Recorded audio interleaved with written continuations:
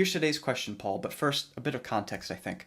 The National Alliance on Mental Illness reports that 1 in 5 U.S. adults and 1 in 6 U.S. youth experience mental illness or mental health disorder each year. These stats aren't limited to just America, though, because in the UK, the National Health Service reported that 1 in 5 children and young people aged 8 to 25 had a probable mental disorder in 2023. With all these numbers swirling around in the media, how should a Christian think about this mental health issue? Someone asked, how do we engage with the mental health statistics and consider if there's any medical merit without giving way to a secular worldview that ignores or minimizes what the Bible has to say about sin, depravity, and the condition of the human heart? Well, here are the two extremes that you want to avoid.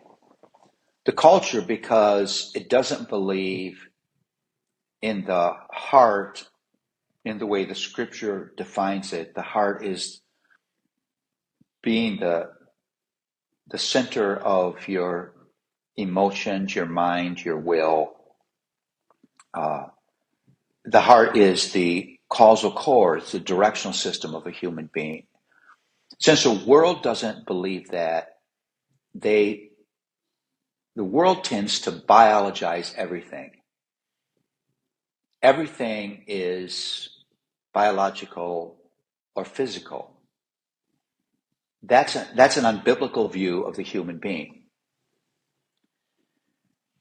The other extreme is in the church, and it's a tendency for us to spiritualize everything. Every dysfunction is somehow a sin issue.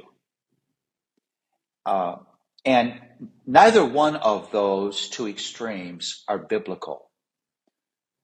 The biblical view is I'm a duality. I'm a spiritual and a physical being. The language that is more current is I'm an embodied soul.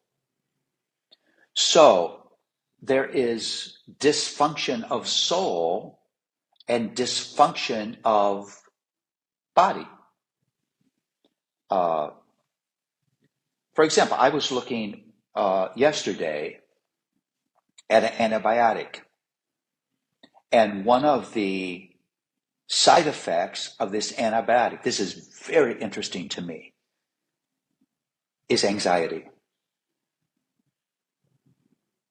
It's not an anxiety that's a failure of hope in God. It's an anxiety that is physiological, induced by a medication that causes you to be unable to deal with the things emotionally that you could normally deal with. Now that is a mental health issue.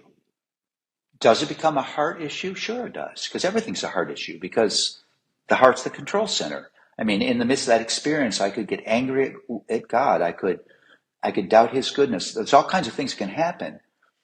But it's not first a spiritual issue. I had a counseling experience with a guy who had a huge personality change, became a very angry man, and we discovered it was a result of an accident that affected the limbic area of his brain that was swollen. They call that the rage center of the brain. He got medication and was fine. By then, his church had already disciplined him for a sin against his wife and family. I heard what was going on. I immediately sent him to a major hospital for a multidiscipline examination, and they found what was wrong with him. So we can't deny the body, and we can't deny the soul. And so we have to have a category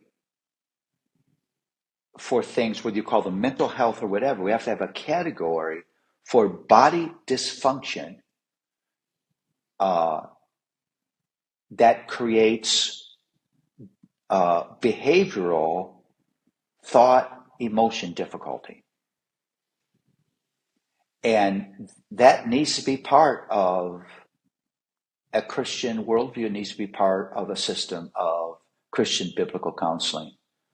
There are body issues. There are mental dysfunctions. We know that there are people who don't process well. Dyslexia is a mental processing issue. ADHD is a distractibility mental processing issue. So we've got to have a category that remembers that God not only created souls, we're not disembodied souls, but we have bodies. And the fall didn't just affect the heart and the soul, the fall affected the body as well.